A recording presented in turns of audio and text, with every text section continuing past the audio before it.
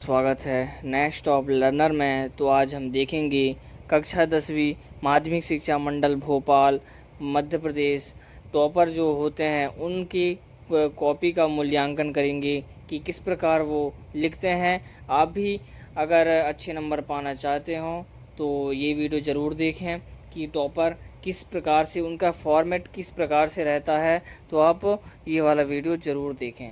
तो देखते हैं, अगर मध्य प्रदेश के हैं तो ज़रूर देखें और बाकी स्टेट वाले भी देख सकते हैं कि किस प्रकार लिखा जाता है। और अगर चैनल पे नए हों तो चैनल को सब्सक्राइब कीजिए। तो चलिए देखते हैं, नीचे की तरफ देखें तो पहला क्वेश्चन बता रहा है कि सत्य सत्य है। इसने लिखा है कि जो सही विकल्प रहते हैं या ऑब्जेक्टिव टाइप या वस्तुनिष्ठ रहते हैं उनको एक पेज में कवर अप करते हैं। इसलिए आप भी देख लेना कि एक पेज में ही लिखना है। यहाँ पर अगर बच जाए जगह तो छोड़ दो, कोई दिक्कत नहीं है, नंबर नहीं कटते। तो प्रश्नोत्तर क्रमांक 2, प्रश्नोत्तर क्रमांक आप प्रश्न 1 का उत्तर, 2 का उत्तर इस प्रकार से भी लिख सकते हैं।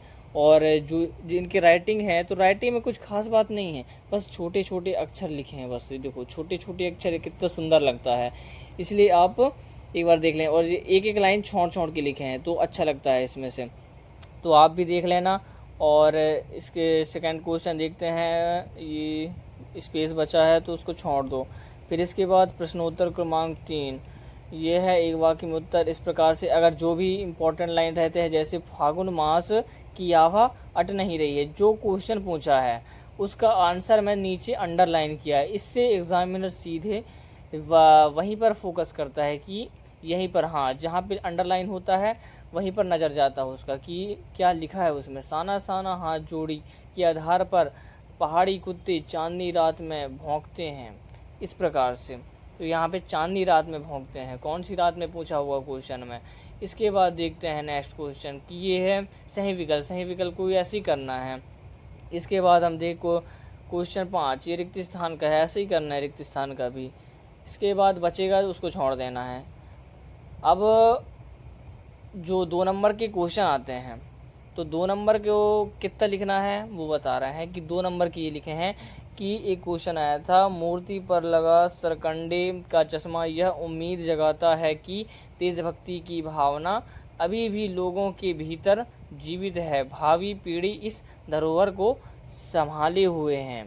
देशभक्ति की भावना, यानी इस पूरे जो आंसर लिखा है, उत्तर लिखा है, उसमें जो मेन आंसर है उसमें ये अंडरलाइन कर दी। यानी आपको जो भी मेन पॉइंट लगे उसमें आंसर में, उसमें अंडरलाइन नीचे कर देना है ताकि आंसर अट्रैक्टिव लगे और जो एग्जामिनर वहीं फोकस ज़्यादा करे।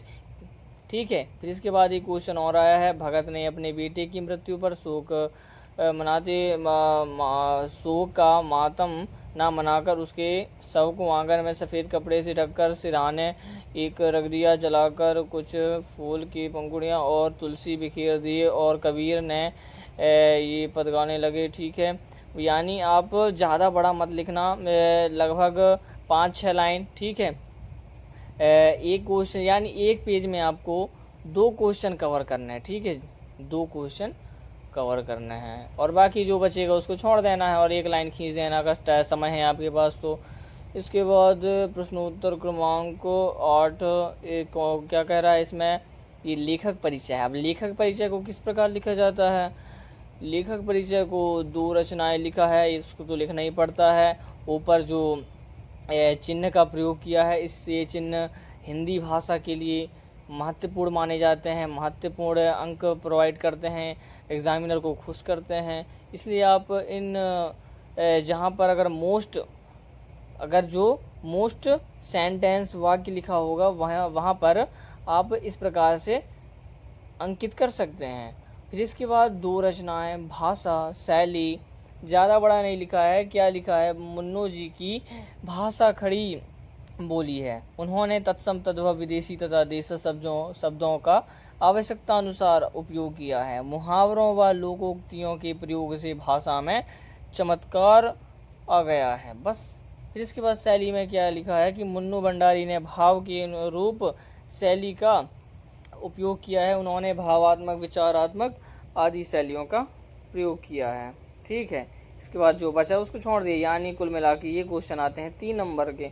तो 3 नंबर का एक पेज में लिखा है, ठीक है। समझ लेना कि 3 नंबर का आएगा तो एक पेज में लिखना है आपको। मतलब जो 9th 10th 11th 12th ये स्टैंडर्ड के जो कॉपी चेकिंग के वो रहते हैं फॉर्मेट की, आप ज़्यादा कॉपी मत भरो कॉलेज की तरह। आप मेन आंसर में फोकस करो कि मेन आंसर क्या कह रहा है। भाषा पूछा भाषा लिख दो, रचनाएं पूछा रचनाएं लिखो, जितना पूछा उतना ही लिखना है।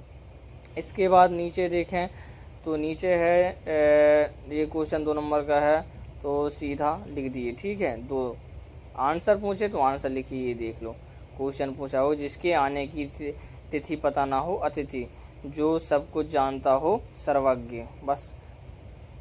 फिर इसके बाद देखिए एक क्वेश्चन 2 नंबर का है। इसमें भी ऐसी फॉर्मेट अपनाया है कि अंडरलाइन वाला, और जो अगर पीछू मतलब पीछे जो है पीछे के लिए आपने इसने दर्शा दिया है PTO, ठीक है।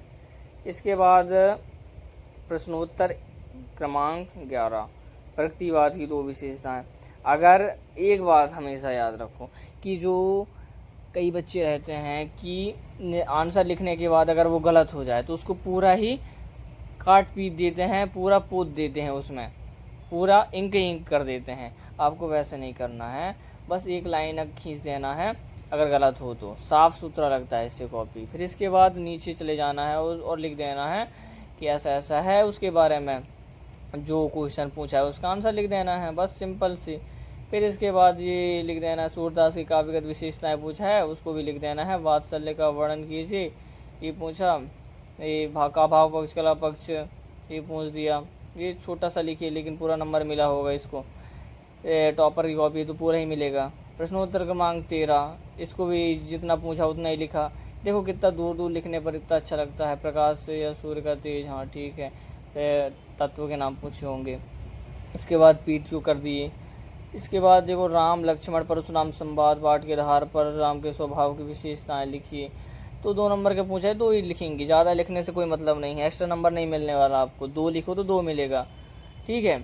इसके बाद देखें प्रश्नोत्तर क्रमांक 15 अतिशयोक्ति अलंकार। अब अलंकार देखो हिंदी मतलब क्या समझ रहे हो कि जो हिंदी में मात्राएं हैं, मात्राएं का खास तौर पर विशेष तौर पर ध्यान रखें। जैसे यहाँ पर अतिशयोक्ति अलंकार लिखा है, ठीक है, अतिशयोक्ति अलंकार लिखा है। तो जब किसी काव्य में किसी बात का वर्णन अधिक बढ़ा चढ़ा कर किया जाए तो वहाँ वास्तव में संभव नहीं होता, वहाँ अतिशयोक्ति अलंकार विद्यमान होता है। तो ये डॉट डॉट से मतलब प्रदर्शित कर देते हैं। अतिशयोक्ति अलंकार है, वहाँ पर भी डॉट डॉट से प्रदर्शित कर दिए हैं। ये एग्जामिनर को खुश करने के लिए अच्छे होते हैं, अच्छे फॉर्मेट होते हैं। फिर उदाहरण सिंपल सी, ये देखो आगे नदिया पड़ी अपार, घोड़ा कैसे उतरे पार, राणा ने सोचा इस पार, तब तक चीता था उस पार। इसको नोट कर लेना तो नोट कर सकते हो क्योंकि अच्छा है, आता ही रहता है पेपर में। इसके बाद देखो दोहा छंद अर्धमादी छंद ऐसा ऐसा है, तो आप इसको देख लेना। और ये कितना मतलब देखो आपके पास बहुत सारे लगभग 32-33 पेजेस रहते हैं, तो आपके पास भरपूर पेज हैं, तो आप दूर दूर लिखिए। भले एक क्वेश्चन ऐसे भी अगर दूर दूर लिखना हो तो ऐसे लिख सकते हैं, लेकिन ये है कि आप जितना लिखो 2 नंबर के हिसाब से ही लिखना है। ज़्यादा मतलब 2-3 पेज भर दिए तो 2 ही नंबर मिलेगा अगर 2 नंबर का है तो, ठीक है। यानी कुल मिलाकर है आपको जितना पूछा है उतना ही लिखना है। इसके बाद क्वेश्चन 17 कह रहा है कि ये अंतर लिखना है, तो अंतर लिखे। 2 नंबर का है तो 2 नंबर लिख दिए, एक उदाहरण लिख दिए। इसके बाद है 18वां नंबर गद्यांश। अब गद्यांश देखिए कि इसने लिखा है बार बार आती है मुझको मधुर याद। ये इस टाइप से अगर क्वेश्चन है तो इसने डॉट डॉट लगाकर सबसे पहले पंक्तियों को लिखे हैं, ठीक है, पंक्तियों को लिखे हैं। फिर इसके बाद संदर्भ, फिर इसके बाद प्रसंग, फिर इसके बाद व्याख्या, ये लिखे हैं, ठीक है। और कितने देखो ज़्यादा दूर दूर भी नहीं लिखे। आइट साइड देखिए कितने गैप है, आइट साइड भी देखिए कितने गैप हैं, लेकिन जो मेन आंसर है वो बीच में लिखा है, कितना अच्छा लग रहा है, ठीक है। और आप 2 कलर के पेन का ही प्रयोग करना, एक काला और एक नीला, ठीक है। इसके बाद विशेष संदर्भ प्रसंग में आप तो देख ही लेंगे कि कैसा है कि गद्यांश लिखना, पंक्ति लिखो, संदर्भ, प्रसंग, व्याख्या और एक विशेष लिखना पड़ता है। और विशेष में ऐसा नहीं कि एक पॉइंट लिख दिए, कम से कम 3 पॉइंट लिखिए ना, तो लगे कि हाँ और एक शैली का प्रयोग किया है। ठीक है, आप ऐसा समझ लेना। और 19 ये है संवाद है। संवाद में देखिए, अब संवाद में अधिकतर बच्चे क्या गलती है कि इसने क्या क्या किया है, इसको हम पढ़ते हैं। कंप्यूटर का उपयोग के संबंध में शिक्षक और छात्र के मध्य संवाद लिखे हैं।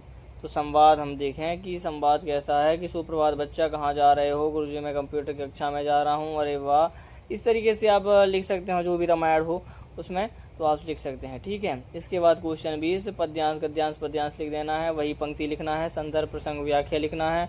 इसके बाद काव्य सौंदर्य जो भी है उसका लिख देना है। फिर इसके बाद देखना आवेदन पत्र, आवेदन पत्र में अधिकतर बच्चे गलती करते हैं। लास्ट में आपको लिखना है ये प्रार्थी, और ये सीधे फॉर्मेट में ही लिखना है, सीधे सीधे एक लाइन में। ठीक है, सेवा में डॉट लगाओ, यहाँ पे देख लेना, कम से कम 5-6 आप आवेदन पत्र देखना है और कैसे कैसे लिखा है उसका फॉर्मेट वैसे देखना है। ठीक है, विषय वार्ड, हाँ ओके, कोई दिक्कत नहीं है।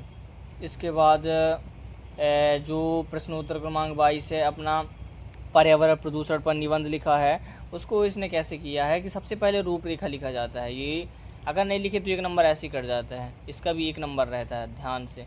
और सागर सूख रहे हैं, जंगल जल रहे हैं, क्या हम सच में आगे बढ़ रहे हैं? इस प्रकार से एक कविता लिख सकते हैं आप। कविता लिखने से और अच्छा लगता है, अपना जो भी आंसर रहता है, उत्तर रहता है। प्रस्तावना लिखो, कितने पॉइंट लिखे? 4 नंबर का आता है तो 5 पॉइंट लिख दो बस, ज़्यादा दिक्कत नहीं है, ज़्यादा लिखने से कोई मतलब नहीं है, ये ऐसे लिखना है। ठीक है, और ये कितने पेज लिखा है? 3 पेज लिखे हैं। पेड़ लगाएं, पर्यावरण सजाएं, धरती को स्वर्ग बनाएं। देखो यहाँ पर टिक मारे हैं, इसलिए ये जो लाइन रहते हैं बहुत आकर्षित करते हैं, बहुत आकर्षित करते हैं एग्जामिनर।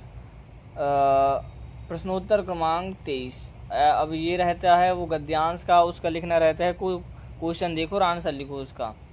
ठीक है, यहाँ पर देखो सारांश भी लिखे हैं तो छोटा सा लिखे, छोटा पूछा मतलब छोटा ही लिखना, ज़्यादा बड़ा मतलब, एक पेज में कवर अप कर दिए हैं। अब यहाँ से देखिए कि आपको पूरा हो गया किस प्रकार से लिखना है, आपको कितना दूर दूर लिखना है, कौन से क्वेश्चन कैसे करना है, आप देख सकते हैं। अगर आपको वीडियो पसंद हो तो वीडियो पसंद आया हो तो चैनल को सब्सक्राइब कर लेना। और जो भी अगर वीडियो चाहिए, जिस टॉपिक पर चाहिए कि इम्पोर्टेंट क्वेश्चन चाहिए, उनके सॉल्यूशन चाहिए, तो आप बता देना, कमेंट कर देना, मैं उसका वीडियो ला दूँगा। धन्यवाद।